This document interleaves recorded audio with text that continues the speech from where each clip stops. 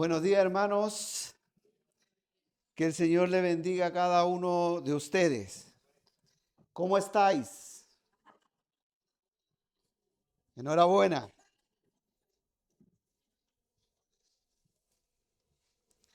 Damos gracias a Dios con mi esposa por permitirnos estar un tiempo en España. No solo estar con nuestro hijo, nieto, sino también el poder compartir con la iglesia de Pedrezuela. Y debo transmitirles los más cordiales saludos de parte de ellos. Debo transmitirles el aprecio que tienen por la iglesia, que constantemente están, así como nosotros, en sus oraciones. Hay algunos proyectos, el deseo de algunos hermanos de poder asistir también a Chile para compartir con la iglesia, lo que será informado oportunamente. Tenemos algunos planes en conjunto y que sin duda estamos orando para que lo que se haga o se deje de hacer sea para la gloria de nuestro Señor Jesucristo. Amén. Así que muchas gracias, hermanos. Gracias a nuestro hermano Sebastián y a todos los que colaboraron y que de alguna manera, la iglesia, por supuesto, que hace posible en que me ausentara durante 2 meses y gracias al Señor que la iglesia no depende de un hombre, sino que depende de su guía, de su palabra y que como iglesia permanezcamos unidos. Amén. Hoy retomamos nuestro estudio de la carta a los Filipenses, que ya sabemos que en su contexto general habla del gozo. Estamos en el capítulo 2, donde el apóstol Pablo, además del gozo, trata fundamentalmente en este capítulo la unidad de la iglesia como cuerpo. Trata un tema fundamental en la iglesia que es la unidad. Porque no hay iglesia en el mundo que sea grande o pequeña, que no esté expuesta a la división, siendo el antónimo de unidad. División. La unidad es la clave para que la iglesia pueda enfrentar la oposición, no solo del mundo exterior, que bien sabemos que hay una oposición constante, de los que no creen en la palabra del Señor y en la iglesia, sino también de la división interna que se produce dentro, en la iglesia. ¿Por qué? Porque la iglesia está compuesta por personas pecadoras. Aun cuando el Espíritu Santo mora en nosotros, aun cuando tenemos una nueva naturaleza, sin embargo, todavía quedan restos en nuestros miembros de pecado. Entendiendo que estamos en un proceso de regeneración y santificación, y este proceso va a durar mientras estemos en esta tierra. Y con esto también entender que aún hay tendencia en nosotros a hacer lo malo. Y básicamente por el orgullo y el egoísmo dentro de mí. Lo que nos conduce a buscar nuestra propia satisfacción. Sin embargo, una iglesia unida bajo el Evangelio, bajo la palabra de Dios, bajo los estándares de Dios, será la que pueda enfrentar cualquier oposición. Una iglesia unida bajo el Evangelio, bajo la palabra de Dios, crece, se fortalece, a pesar de los ataques que pueda recibir, tanto de forma externa como interna. Asimismo, una iglesia unida refleja el carácter de quien la estableció, ya que existe una unidad perfecta, completa, indisoluble entre el Padre, el Hijo y el Espíritu Santo, los tres en uno. Tres personas en una unidad, en un solo Dios. Y la iglesia en la tierra tiene que andar en perfecta unidad como anduvo Cristo, como anduvo Dios, el Padre y el Hijo y el Espíritu Santo, porque somos encargados de reflejar esa unidad. Debemos estar firmes en un mismo espíritu, combatiendo unidos por la fe del Evangelio, dijimos en unos sermones anteriormente, y padecer unidos por causa del Evangelio.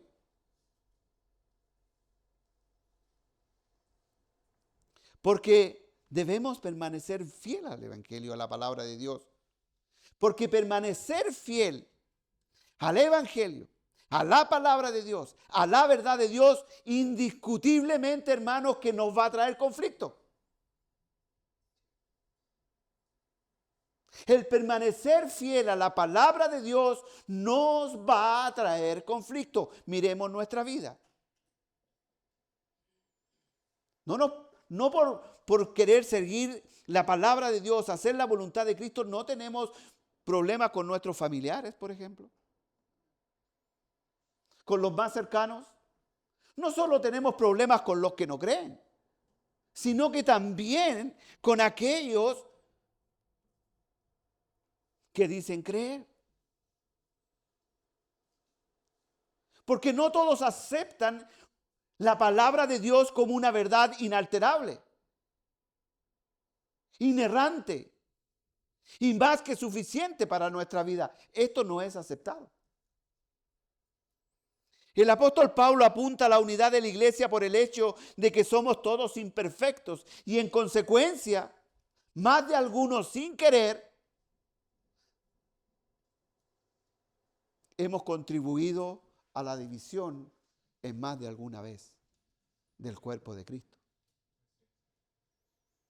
Anteriormente, en sermones anteriores, el apóstol Pablo llama y exhorta a los filipenses a mirar, mejor dicho, a contemplar y seguir el mejor ejemplo que podemos encontrar de humildad y servicio, siendo el antónimo de vanagloria y contienda. El llamado es a poner la mirada en el fundamento de entrega y amor al prójimo para que la unidad tan anhelada por todos los seres humanos sea posible. Porque todos la anhelamos. Para que una iglesia permanezca unida, cada uno de sus miembros debe solamente mirar a Cristo.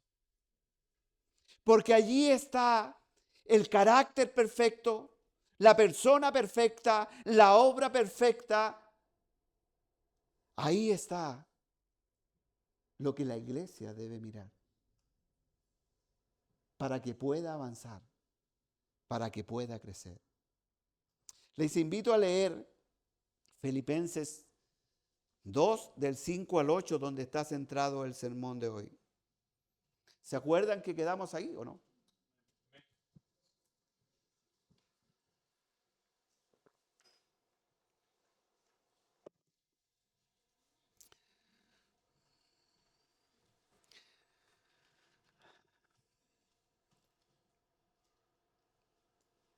Voy a leer de antes porque para tener el contexto completo.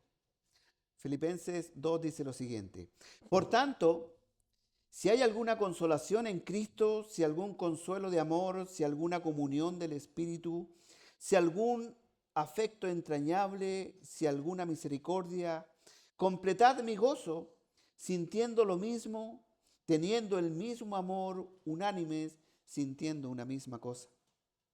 Nada hagáis por contienda, por vanagloria, antes bien con humildad, estimando a cada uno a los demás como superiores a él mismo, no mirando cada uno por lo suyo propio, sino cada cual también por lo de los otros.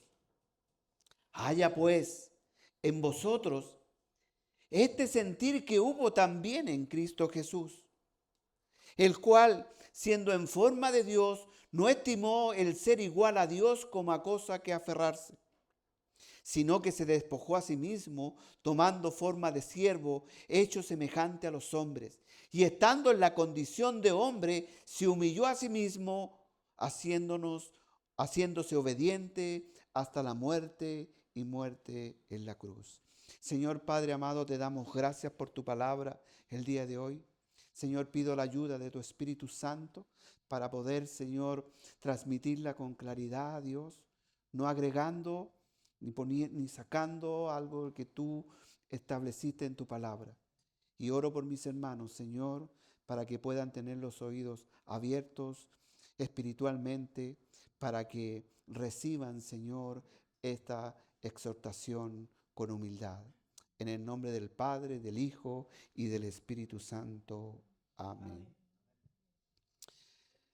Viendo los noticieros no solo en Chile, sino que también en España, se habla mucho de los derechos de las personas. Derechos de los estudiantes, de una educación gratuita, derechos laborales, derechos del consumidor. La UNICEF redactaron hace años atrás la Carta a los Derechos de los Niños. Antes habían redactado la Carta a los Derechos Humanos. En los hospitales hay reglamentos sobre los derechos del paciente. Y así sucesivamente, no terminamos nunca de nombrar todos los derechos que hasta el día de hoy se han creado. Y siguen creándose todos los días. El último derecho que escuché fue en España, que me causó mucho asombro, en el cual en una comunidad se redactó los derechos del río. Sí, escucho bien. Los derechos del río. Se redactó los derechos del río a correr libremente, derecho a permanecer limpio, derecho a no ser modificado su cauce. Y esto fue una noticia en España. Ahora, si no se satisfacen nuestras peticiones, nuestros derechos, siempre encontramos un organismo a quien recurrir para exigir nuestros derechos. Si no se cumplían los derechos del río, posiblemente algunas personas iban a tener que recurrir a instituciones mucho más elevadas para que esto fuera una ley. Alguien realizó la siguiente lista de derechos. Derechos humanos, derechos civiles y políticos.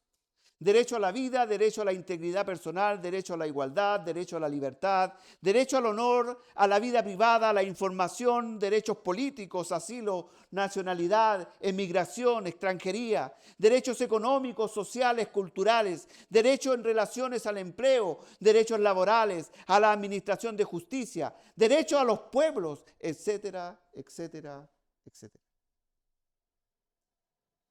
Y podría seguir sin nombrar los derechos que cada uno nos ha adjudicado. Los adjudicamos. Podríamos estar todo el día nombrando los derechos de las personas. Porque vivimos en una sociedad que siempre está exigiendo sus derechos y nosotros somos parte de ella. En el mundo se exigen sus derechos.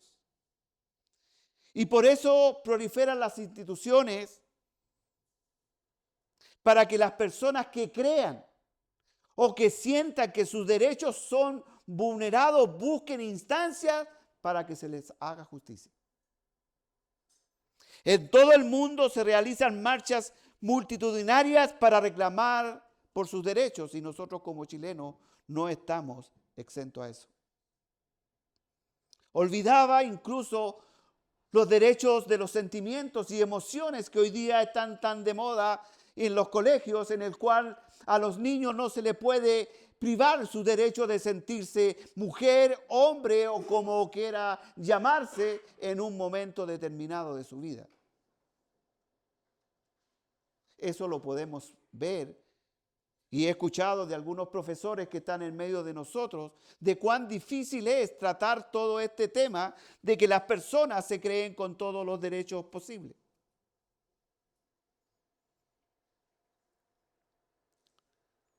De manera que alguien pueda, si alguien se siente pasado a llevar, tiene donde reclamar. Porque pasó a llevar algún derecho humano inobjetable. La identidad de género hoy día es un tema no menor. Hoy todos hablan de derechos humanos, derechos de petición de tutela. Sin duda todos quieren que se le haga justicia. Bien se podría usar una máxima que se usa en la economía, en la cual se dice que los recursos son escasos y los derechos son ilimitados. Es imposible satisfacer todos los derechos que se crean cada día para el ser humano.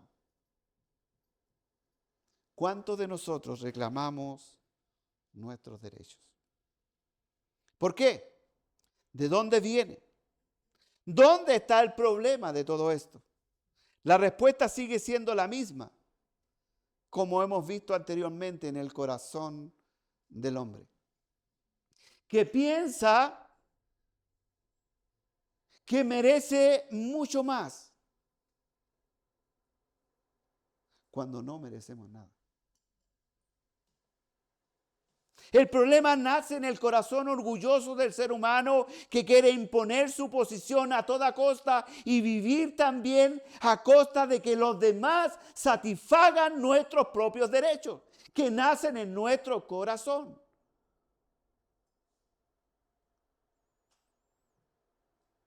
Sin embargo, los versículos que hemos leído encontramos absolutamente todo lo contrario, algo totalmente distinto en el cual el apóstol Pablo nos llama y nos exhorta y está exhortando a la iglesia de Filipos, que dice: haya pues en vosotros este sentir que hubo también en Cristo Jesús. ¿Qué sentir?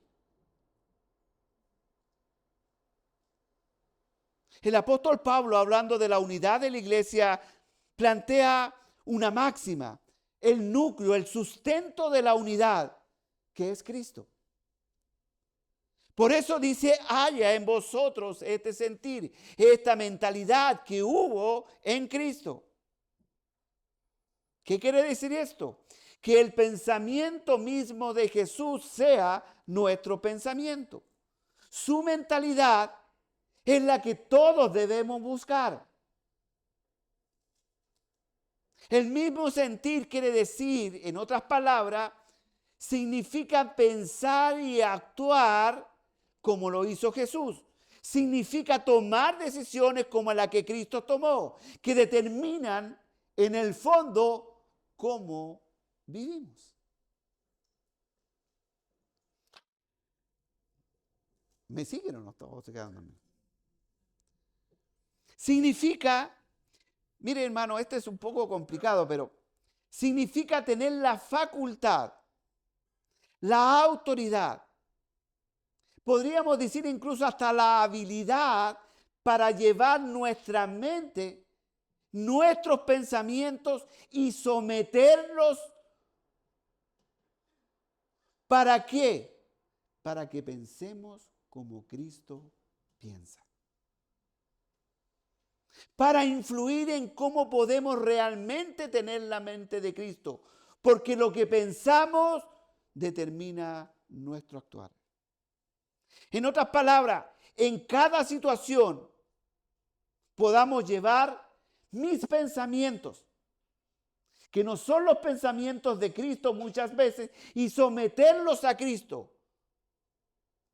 Y pensar y actuar como Él lo haría en cada instante de nuestra vida.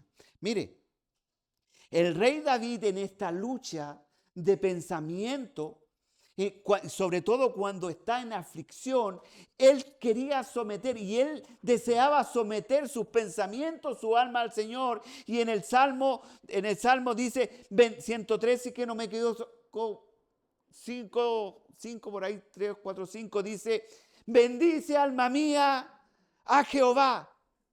Mire, y bendiga todo mi ser tu santo nombre. ¿Qué está haciendo ahí? Está obligando a sus pensamientos, a su mente, a someterla, independiente de las dificultades, a la mente de Cristo. Bendice alma mía Jehová y no olvide ninguno de sus beneficios. Está haciéndose de la mente de Dios. Cada vez que nos miramos al espejo de la palabra de Dios, debemos preguntarnos: ¿qué es lo que veo sobre mí? ¿Qué refleja mi naturaleza? ¿Estamos reflejando el pensamiento de Cristo? ¿Estoy cambiando de imagen en imagen conforme a la semejanza de Jesús en cada experiencia que Dios trae a mi vida? ¿Cómo pienso? ¿Cómo actúo? ¿Puedo llevar mis pensamientos a que sean sometidos a la voluntad de Dios? El apóstol Pablo está diciendo a quién debemos mirar. El apóstol Pablo está diciendo a los filipenses con respecto al gozo, independiente de las circunstancias, que debemos mirar a Cristo. Y de igual manera, con respecto a la unidad, debemos mirar a Cristo. ¿Por qué? ¿Por qué? Porque Cristo tenía todos los derechos habido y por haber, ¿o no? Y en estos versículos nos está diciendo que no exigió nada. Él tenía todos los derechos porque Él es el único ser que existe y que existirá para siempre, que tiene todos los derechos, porque Él es único Dios, todopoderoso, soberano, y podía decidir y hacer lo que quisiera, cuando quiera y en cualquier circunstancia. Y lo puede seguir haciendo. Él es el Rey del cielo y de la tierra y todo lo que habita en ella, el cual podía imponer todo lo que quiere. Él tiene la autoridad de disponer de nuestra vida cuando a Él se le plazca. Porque no hay otro igual como Él. Ni lo habrá. Porque Él es único. Sin embargo, aquí lo vemos en una actitud totalmente distinta. Por eso el apóstol Pablo dice: haya pues en vosotros este sentir que hubo también en Cristo Jesús.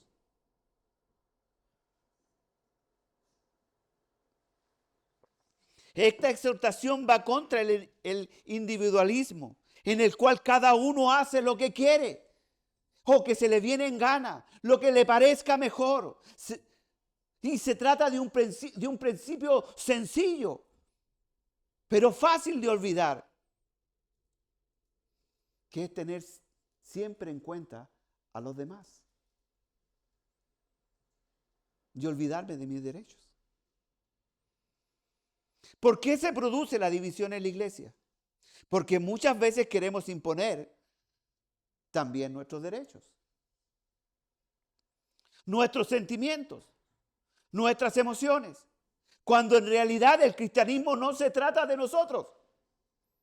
No se trata de mis derechos, no se trata de mis sentimientos, no se trata de mis emociones, no se trata de mis reclamos, sino se trata de renunciar a nuestros derechos. Se trata de renunciar al yo que gobierna mi vida. ¿Por qué? Porque en quien ha sido puesta nuestra fe, en el cual nosotros hemos decidido rendirnos a Él, decidió despojarse de todo. Renunció a todos sus derechos voluntariamente. Versículo 6. El cual, siendo en forma de Dios, no estimó ser igual a Dios como a cosa que aferrarse, sino que se despojó a sí mismo, tomando forma de siervo, hecho semejante a los hombres, y estando en la condición de hombre, se humilló a sí mismo, haciéndose obediente hasta la muerte y muerte de cruz. Este no es un sermón muy popular, mi amado hermano. Aquí podemos observar claramente que el Rey de Reyes, el Señor de Señores, haciendo totalmente lo contrario de nosotros los hombres. El creador del universo y de lo que Él habita, renunció a sus derechos. Se despojó a sí mismo, se hizo siervo, esclavo, se humilló, se hizo obediente. Al cual todos debemos obedecer, se hizo obediente. Haya pues en vosotros este sentir, el pensar, el actuar que hubo también en Cristo Jesús, dice el apóstol Pablo. Y lo primero que podemos observar en estos versículos es a Cristo despojándose de sí mismo. Descendió de su gloria a la más sangrienta humillación. No porque lo obligaron, no porque hicieron marchas multitudinarias, no porque él creía que tenía algún compromiso, no porque juntaron firmas para reclamar por sus derechos, no porque se sensibilizó, sino porque lo hizo voluntariamente. Se despojó a sí mismo y vino a buscar y a salvar.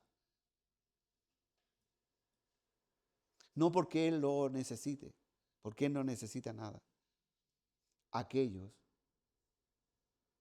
que le niegan y le rechazan. Se despojó a sí mismo y lo hizo simplemente porque esa fue su decisión soberana. Porque amó a quienes nunca merecieron ser amados. Porque extendió su gracia sobre personas que no teníamos ninguna característica para merecer de su amor y su gracia.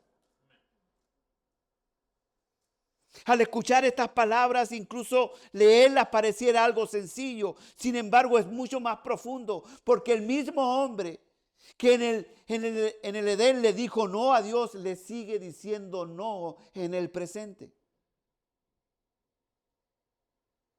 Ese hombre, una vez que pecó, le dijo: Dios, no queremos que tú gobiernes. Hasta ahora tú has decidido lo que es bueno y lo que es malo. Pero hoy, desde ahora en adelante, nosotros vamos a decidir qué es lo bueno y qué es lo malo. Aquel que tenía todo en el huerto del Edén, para que fuera fielmente obediente a Dios, se rebeló contra Dios y empezó a tomar sus propios parámetros de lo que es bueno y de lo que es malo. Y dijo: hasta aquí tú has decidido, pero ahora nosotros queremos decidir qué es lo que nos conviene. Queremos tomar nuestras propias decisiones. Queremos establecer nuestros propios parámetros de lo que es bueno y es malo. Hasta aquí tú has decidido todo, pero eso se acabó. Yo también tengo la capacidad de decidir.